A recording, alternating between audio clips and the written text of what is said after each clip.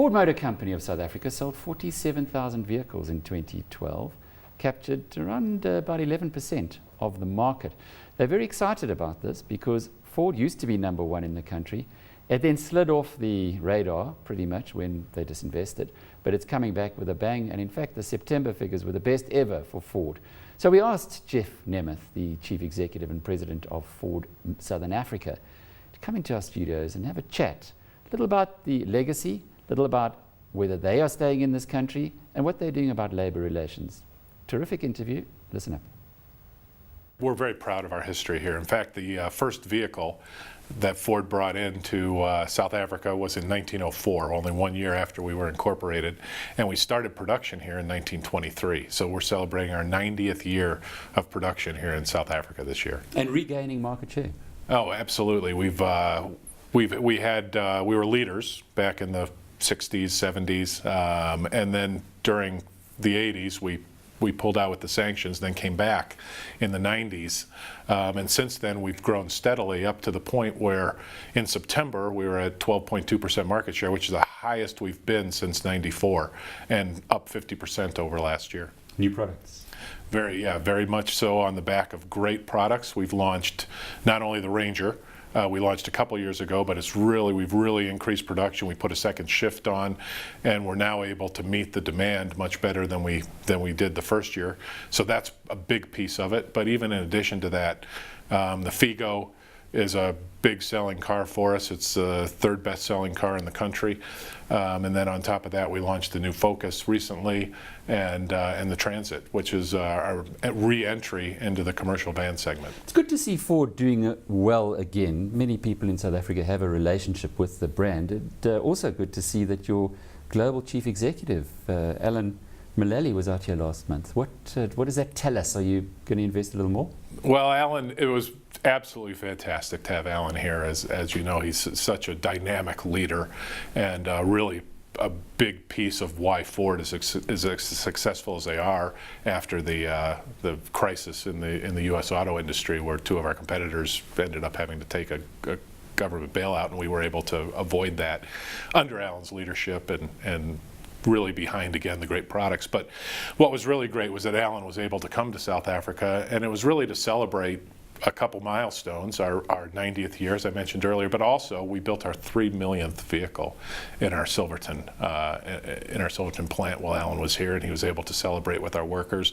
But he came here just before we announced that we were going to build the Ranger for global consumption, and it was really the first time that South Africa was designated as an export location for Ford, and he was here in 2009 to participate in that decision.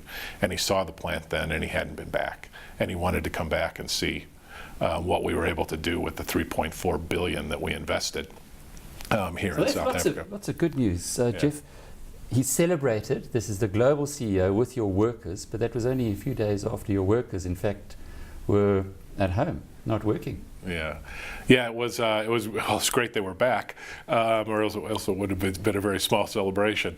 Alan and I cracking a beer or something. But anyway, it was fantastic that they were back. And one of the things he mentioned to me, which was so strong, as we were walking away from the vehicle, we drove it into amongst the workers, and we got out of the car, and he put his arm around me. He said, the morale is fantastic. And I said, absolutely, Alan. I said, our workers really want to work. And they were very disappointed to be out as long as they were.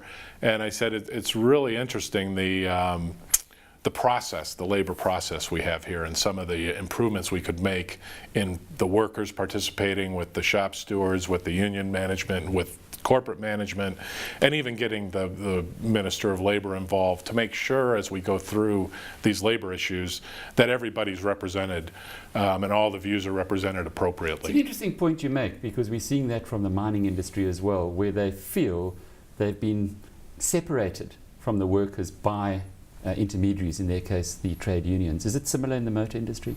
Well, I think the trade union leadership serves a very important role globally. And it's very difficult. It would be very difficult for management of our plant and our business here to talk to 2,500 workers, and to be able to discuss with them the future and business and strategic issues. We need to have an intermediary that represents those workers to have those meaningful discussions. So the union serves a very important role in representing the needs and the views of their constituency. You're talking corporate speak now. The reality of this is that the workers and the management are not engaging with each other. They don't know what is on the table. They don't know the profits. They don't know the insides of the business. And as a consequence, often they will go out and strike without really understanding it. That's the feeling from other industries. Is it the same in the motor sector? Well, what we've done in that regard, Alec, is that we actually sent 250 of our hourly workers, our line workers, to one of our best productivity plants and best quality plants in our whole Ford operation, which was India, and where we build the Figo. We sent them there, 250 of them, for 2 weeks at a time in groups of about 20, and to learn the Ford process, to communicate with our workers and our management in another location where we've got really good work groups and interaction with our leadership. So hence what you were saying about it making improvements in the systems. Yeah, when they came back, they were able to, we were really, I can't tell you what a little bit of empowerment and a little bit of accountability and communication does. I think that's really how we've been able to raise our game here in South Africa. On the other hand, though, we had BMW on the one side threatening that if they have the continued labor unrest, they might not be investing as they did in the past. Mercedes saying, well, that's life, but let's move on. Where does Ford stand in this? Well, I think it's important to look at competitiveness, right? And Ford and any multinational has choices, right? We can build our plants, our products, as can many industries. And what's really important is that South Africa, both government, union, management, agree that competitiveness is what's going to continue to make South Africa successful, continue to grow jobs. And so what we've been able to do, what we're advocating really, is that we focus on productivity and reliability of supply. So if you improve, if anyone improves productivity year after year forever, then they don't have to worry Have the about unions sustainability. come to the party on this? They certainly have in our plant.